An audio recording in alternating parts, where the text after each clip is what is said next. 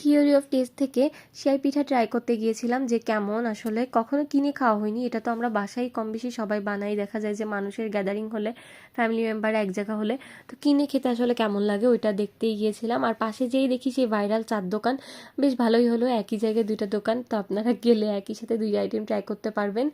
যাই হোক, চার দিকে আর গেলাম না, পিঠার দিকে গেলাম। পিঠার দাম ছিল 85 টাকা। তো প্লেটে উঠিয়ে দেওয়ার পর মনে হলো কি যে কাঁটা চামচ দেখিয়ে সেরকম একটা সুবিধা হচ্ছে না, তো জিজ্ঞেস করলাম, আপু আপনার কি কোনো ডেলিভারি চার্জ আছে, মানে পার্সেল চার্জ আছে, সরি, যে আপনি যেহেতু প্লেটে উঠালেন এখন আবার বক্সে উঠাবেন তাই। তো উনি বললো না, কোনো চার্জ নেই, কোনো চার্জ দেওয়া লাগবে না, আপনি 15 টাকা ফেরত পাবেন, সমস্যা নেই। কিন্তু আমি তাড়াহুড়োয় সেই টাকা আনতে ভুলে গেছি। যাই হোক, 15 টাকা কোনো ব্যাপার না। আসল যে প্রশ্ন ছিল টেস্ট কেমন, টেস্ট ভালো ছিল। আর এই মুরগির ভেতরে একটা গলা ছিল, মানে চাবানোর জন্য মুরগির পরিমাণ ছিল ভালো, চামড়া ছিল।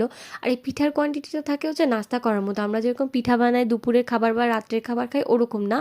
আর স্বাদ ভালো, আর নাস্তার পরিমাণ থাকে, ঠিক আছে। তো আপনারা চাইলে ট্রাই করতে পারবেন, 85 টাকায় মুরগির গোশত দিয়ে থাকে।